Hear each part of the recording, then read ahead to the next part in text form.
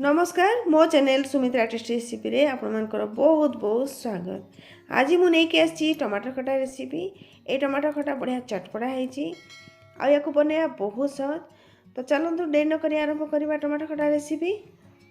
मु gas on करी गोटे कढ़ई बसई नहीं। कढ़ई गरम होला 2 चम्मच सोरष तेल दे देछि। आपण माने चाहिए रिफाइन तेल भी नहीं पारे कि घी भी नहीं पारे। तेल भल भाव में गरम होला गैस फ्लेम को लो रे रखिबा। आ हाफ चामच पंचफुटन पकेबा। ए दुटी कंचा लंका को ये चिरिकी मु दे देछि। आ छोट खंडे अदा को ये भाया क्रसेस करके दे देछि। अदा को चाहिए आप छेचिकी नहीं पारे। टमाटर खटा रे अदा टिके पकेइले बहुत टेस्ट लगी था। तो ये अदा को आम 2 मिनिट चलेबा। देखंतु अदार कलर टिके चेंज होइछि आ बढ़िया बास्ना आछि। एबे मु लाल लाल टमाटर को काटी नहीं दे दूची। टमाटर को एबे भल भाव में मिक्स कर देबा। आ गैस रो फ्लेम को लो रे रखिकी ही आमे टमाटर खटा को बनेबा।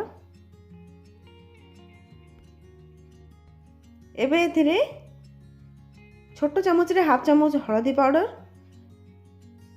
1 चामच धनिया पाउडर, हाफ चामच जीरा पाउडर, हाफ रू भी हाफ चम्मच गरम मसला पाउडर, आउ हाफ चम्मच कश्मीरी रेड चिली पाउडर, आउ स्वाद अनुसार लुण ऐड करवा।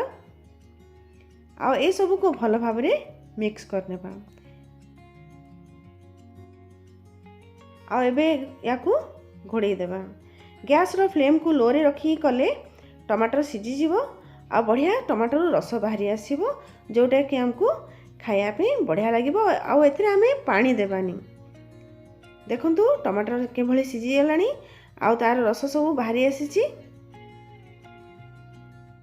ए टमाटर खटा बनिया पे आपण माने जेते पाचिला टमाटर नहीं पारिबे सेते टेस्टी लागिबो और सेते भल लागिबो। ए टमाटर खटा को पुणी आउ थरे टिके लीड दे देबा। टमाटर आउ टिके भल भाव रे सीझी जीवो। 2 मिनिट पर देखंतु टमाटर पूरा मेल्ट हो। आ टमाटर जहाँ रस था सब बाहरी आसी।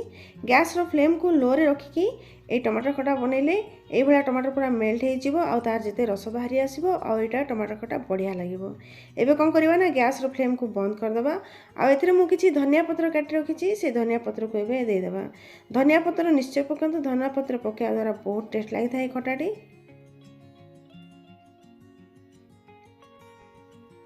ए खटा प्रस्तुत हो जाची पूरा पूरी खाया पे। तो याकू आम एबे सर्व करनेबा। आपण माने एई भली थरे टमाटर खटा बनांतु बहुत बढ़िया लागिबो। आपण माने याकू भात सहित किबा रोटी सहित खाई परिबे। आउ भल लागिले प्लीज मते कमेंट करके जानिबे। आपण माने जदी नुआ करी अछंती मो चैनल रे तो प्लीज सब्सक्राइब कर दियंतु। आउ सांग मन को सहित शेयर कर दियंतु। तो पुणी देखाबा नेक्स्ट वीडियो रे नेक्स्ट रेसिपी सहित। नमस्कार, थैंक यू।